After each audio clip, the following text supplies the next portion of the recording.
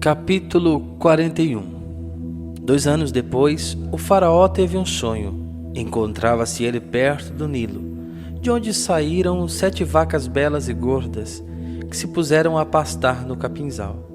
Mas eis que saíram em seguida no mesmo Nilo 7 outras vacas feias e magras, que vieram e se puseram ao lado das outras na margem do rio. As vacas feias e magras devoraram as 7 vacas belas e gordas, e o faraó despertou. Adormeceu de novo e teve outro sonho. 7 espigas grossas e belas saíam de uma mesma haste, mas eis que em seguida germinaram 7 outras espigas magras e ressequidas pelo vento do oriente.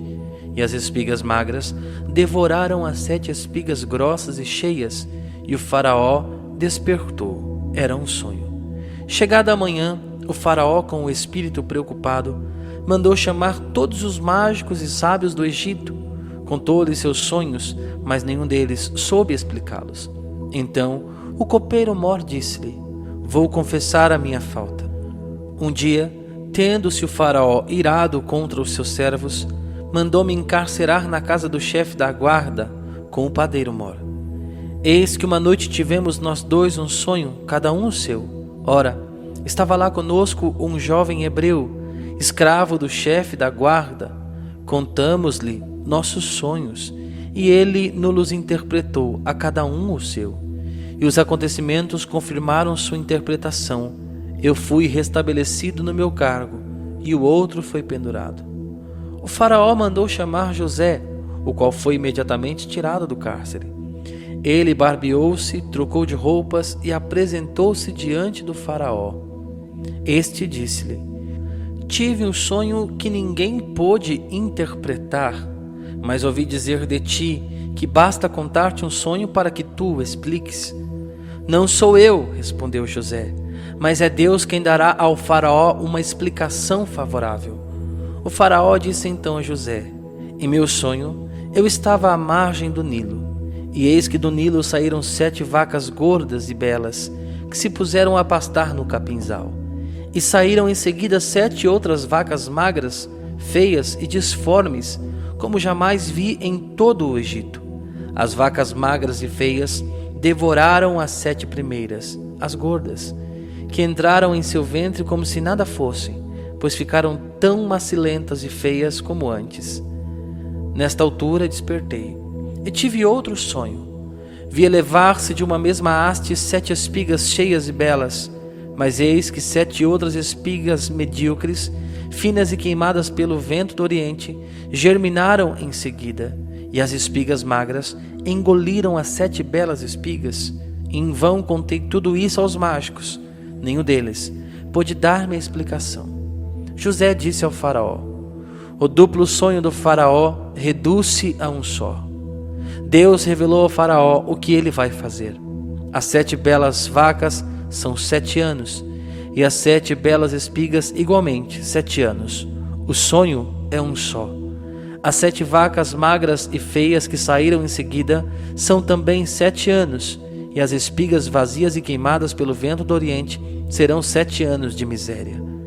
É como eu disse ao faraó: Deus lhe revela o que vai fazer. Haverá 7 anos de grande abundância para todo o Egito. Virão em seguida 7 anos de miséria que farão esquecer toda a abundância no Egito. A fome devastará o país, e a abundância do país não será mais notada, por causa da fome que se seguirá, porque será violenta. Se o sonho se repetiu 2 vezes ao faraó, é que a coisa está bem decretada da parte de Deus, que vai apressar-se em executá-la. Agora, pois, escolha o rei um homem sábio e prudente para pô-lo à testa do país. Nomeie também o faraó administradores no país, que recolham a 5ª parte das colheitas do Egito durante os 7 anos de abundância. Eles ajuntarão todos os produtos destes bons anos que vêm e armazenarão o trigo nas cidades à disposição do faraó como provisões a conservar. Esses mantimentos formarão para o país uma reserva em previsão dos 7 anos de fome que assolarão o Egito. Dessa forma, o país não será arruinado pela fome. Essas palavras agradaram o faraó e toda a sua gente. Poderíamos, disse-lhes ele, encontrar o homem que tenha tanto como este o Espírito de Deus? E disse em seguida a José: pois que Deus te revelou tudo isso, não haverá ninguém tão prudente e tão sábio como tu. Tu mesmo serás posto à frente de toda a minha casa, e todo o meu povo obedecerá à tua palavra. Só o trono me fará maior do que tu. Vês, disse-lhe ainda, eis que te ponho à testa de todo o Egito. E o faraó, tirando o anel de sua mão, pôs na mão de José, e o fez revestir-se de vestes de linho fino, e meteu-lhe ao pescoço um colar de ouro. E fazendo-o montar no segundo dos seus carros, mandou que se clamasse diante dele: ajoelhai-vos. É assim que ele foi posto à frente de todo o Egito. E o faraó disse-lhe: sou eu, faraó. Sem tua permissão não se moverá a mão nem o pé em toda a terra do Egito. O faraó chamou a José Safenat-Faneque e deu-lhe por mulher Azenete, filha de Putifar, sacerdote de On. José tinha 30 anos quando se apresentou diante do faraó, rei do Egito. Ele retirou-se da casa do faraó e percorreu todo o país. A terra produziu abundantemente durante os 7 anos de fertilidade. José ajuntou todo o produto destes 7 anos do Egito e os pôs em reserva nas cidades, e os mantimentos dos campos que estavam ao redor de cada cidade guardou-os na mesma cidade. José ajuntou trigo como a areia do mar, em tal quantidade que se não podia contar, pois que ela excedia a toda a medida. Antes que viesse o ano da fome, nasceram a José 2 filhos, que lhe deu Azenete, filha de Putifar, sacerdote de On. José chamou ao primeiro Manassés, porque dizia ele: Deus fez-me esquecer de todo o meu trabalho e de toda a minha família. Chamou ao segundo Efraim, porque disse ele: Deus tornou-me fecundo na terra de minha aflição. Tendo acabado os 7 anos de abundância que houve no Egito, os 7 anos de miséria começaram. Assim como tinha predito José, a fome assolou todos os países, mas havia pão em toda a terra do Egito. Em seguida, houve fome também no Egito, e o povo clamou ao faraó pedindo pão. Este disse a todos os egípcios: Ide a José, e fazei o que ele vos disser. Como a fome assolasse toda a terra, José abriu todos os celeiros e vendeu víveres aos egípcios. Mas a penúria cresceu no Egito, e de toda a terra vinha-se ao Egito comprar trigo a José, porque a fome era violenta em toda a terra. Capítulo 42. Jacó, sabendo que havia trigo no Egito, disse aos seus filhos: Por que estáis olhando uns para os outros? Eu soube que há trigo no Egito. Descei lá e comprai-o para nós. Poderemos assim viver e escaparemos à morte. E os 10 irmãos de José desceram ao Egito para comprar trigo. Jacó não deixou partir com seus irmãos Benjamim, irmão de José, com medo, pensava ele, de que lhe acontecesse alguma desgraça. Os filhos de Israel chegaram, pois, no meio de uma multidão de outros, para comprar víveres, porque a fome reinava na terra de Canaã. José era o governador de toda a região, e era ele quem vendia o trigo a todo o mundo. Desde sua chegada, os irmãos de José prostraram-se diante dele com o rosto por terra. José reconheceu-os imediatamente, mas, comportando-se com eles como um estrangeiro, disse-lhes com rudeza: De onde vendes? Da terra de Canaã, responderam eles, para comprar víveres. José reconheceu seus irmãos, mas eles não o reconheceram. E lembrava-se dos sonhos que tivera outrora a respeito deles. Disse-lhes: Vós sois espiões, viestes explorar os pontos fracos do país. Não, meu senhor, responderam. Teus servos vieram comprar víveres. Somos todos filhos do mesmo pai. Somos gente honesta. Teus servos não são espiões. Não é verdade, disse-lhes ele. Viestes explorar os pontos fracos do país. Eles responderam: Somos 12 irmãos, filhos do mesmo pai, na terra de Canaã. O mais novo está agora em casa de nosso pai, o outro já não existe. José disse-lhes: É bem como eu disse, sois espiões. Sereis, aliás, postos à prova, pela vida do faraó, não saireis daqui antes que tenha vindo vosso irmão mais novo. Mandai um de vós buscá-lo. Enquanto isso, ficareis prisioneiros. Vossas palavras serão assim provadas, e veremos se dissestes a verdade. Do contrário, pela vida do faraó, sois espiões. E mandou metê-los na prisão durante 3 dias. No 3º dia, José disse-lhes: Fazei isto e vivereis, porque sou cheio do temor a Deus. Se sois gente de bem, que um dentre vós fique detido em prisão, e os outros partam levando trigo para alimentar vossas famílias. Trazei-me então vosso irmão mais novo, para que eu possa verificar a verdade de vossas palavras, e não morrereis. Foi o que fizeram. Disseram uns aos outros: Em verdade, somos culpados pelo crime cometido contra o nosso irmão, porque víamos a angústia de sua alma quando ele nos suplicava, e não escutamos. Eis porque veio sobre nós esta desgraça. Não vos tinha eu dito, disse-lhes Rúben, para não pecardes contra o menino? Não quisestes ouvir-me. E eis agora que nos é reclamado o seu sangue. Ora, não sabiam que José os compreendia, porque lhes tinha falado por meio de um intérprete. E José afastou-se deles para chorar. Voltou em seguida e falou-lhes. E escolheu Simeão, ao qual mandou prender na presença deles. José ordenou depois que se enchessem de trigo seus sacos e que se pusesse o dinheiro de cada um em seu saco de viagem, e também que se lhes dessem provisões para o caminho. Assim foi feito. Eles carregaram o trigo sobre seus jumentos e partiram. Na estalagem, abrindo um deles o seu saco para dar de comer ao seu jumento, viu que o seu dinheiro estava na boca do saco. Devolveram-me o meu dinheiro, disse ele aos seus irmãos. Ele-o aqui no meu saco. Desfaleceu-se-lhes o coração, e tomados de espanto, disseram uns aos outros: Que é isto que Deus nos fez? Voltaram para junto de Jacó, seu pai, na terra de Canaã, e contaram-lhe nesses termos tudo o que lhes tinha acontecido. O homem que governa o país nos falou asperamente e nos tomou por espiões. Dissemos-lhes que éramos gente honesta e não espiões, que éramos 12 irmãos, filhos do mesmo pai, dos quais um já não existia mais, e o mais novo estava no momento com o nosso pai na terra de Canaã. O governador do país disse-nos: Por isso, reconhecereis se sois gentes de bem. Deixai junto de mim um de vossos irmãos. Levai o trigo que precisais para alimentar vossas famílias, e parti. Vós me conduzireis então vosso irmão mais novo. Assim, saberei que não sois espiões, mas gente honesta. Eu vos devolverei então vosso irmão, e podereis negociar no país.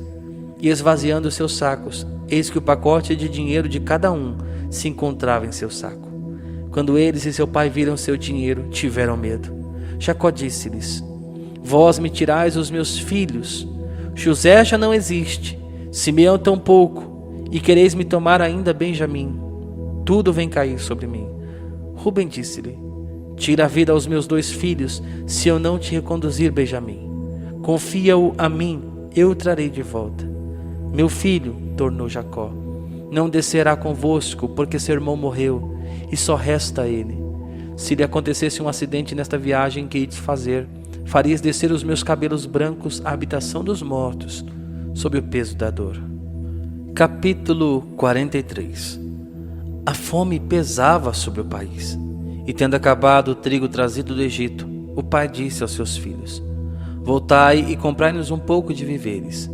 Judá respondeu-lhe: Aquele homem nos declarou formalmente que não voltássemos à sua presença sem levar conosco nosso irmão. Se mandas nosso irmão conosco, desceremos para comprar víveres. Mas se o não deixais ir, não desceremos, porque ele nos disse: Não sereis admitidos em minha presença, se vosso irmão não estiver convosco. Israel disse: Por que me fizestes este mal, dando-lhe a conhecer que tinhas ainda um irmão?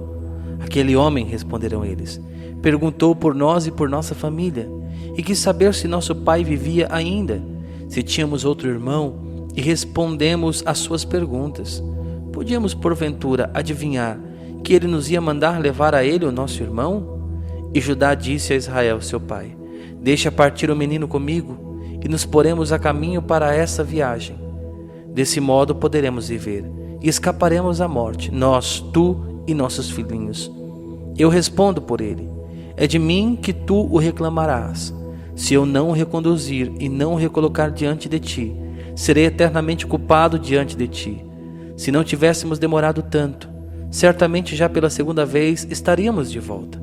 Se assim é, disse-lhes Israel seu pai, tomai em vossas bagagens os melhores produtos da terra, e levai-os como presente a esse homem: um pouco de bálsamo, um pouco de mel, resina, ládano, nozes de pistácia e amêndoas.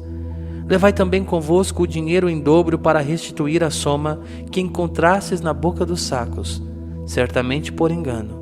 Tomai vosso irmão, para ti, hei de ter com esse homem, que o Deus Todo-Poderoso vos faça ganhar os favores desse homem, a fim de que ele deixe voltar vosso irmão juntamente com Benjamim. Quanto a mim, se devo ser privado de meus filhos, paciência, que eu seja privado deles. Tomaram, pois, consigo o presente e uma sobra dobrada de dinheiro, assim como Benjamim, e partiram para o Egito, e apresentaram-se a José. José, vendo-os, e com eles Benjamim, disse ao seu intendente: faze entrar estes homens na casa, mata um animal, e prepara-o, pois comerão comigo ao meio-dia. Fez o intendente como José tinha dito, introduziu-os na casa de José. Vendo isso, ficaram amedrontados.